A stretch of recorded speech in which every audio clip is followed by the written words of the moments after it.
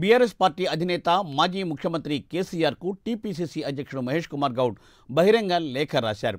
కాంగ్రెస్ ప్రభుత్వంపై చేస్తున్న ఆరోపణలపై స్పష్టత ఇచ్చేందుకు తాను ఈ లేఖ రాస్తున్నానని మహేష్ కుమార్ గౌడ్ తెలిపారు.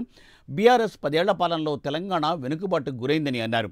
సెంటిమెంట్ పేరుతో 2 దఫాలుగా అధికారం చేపట్టిన బీఆర్ఎస్ పార్టీ గడీల పాలన సాగించి ప్రజలకు కన్నీటిని మిగిల్చిందని మహేష్ కుమార్ గౌడ్ ఆరోపించారు.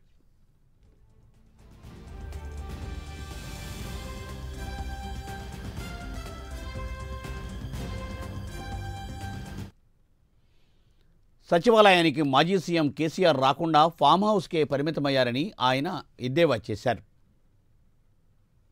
బీఆర్ఎస్ పాలనలో అవినీతికి అడ్డు అదుపు లేకుండా పోయిందని అన్నారు ఆయన. పెత్తందార్ సర్కార్తో విసిగిపోయిన ప్రజలు కాంగ్రెస్ పార్టీని ఎంచుకున్నారని, అయినా బీఆర్ఎస్లో మార్పు రావటం లేదని అన్నారు మహేష్ కుమార్ గౌడ్. ఇదే పంధాలో సాగితే ప్రజలు బీఆర్ఎస్కు తగిన బుద్ధి చెప్పడం ఖాయమని మహేష్ కుమార్ గౌడ్ జోస్యం చెప్పారు. ఇప్పటికైనా అవాకులు చెవాకులు మాట్లాడడం మాని ప్రభుత్వానికి సహకరిస్తారని ఆశిస్తున్నానంటూ మహేష్ కుమార్ గౌడ్ తమ లేఖలో విజ్ఞప్తి చేశారు.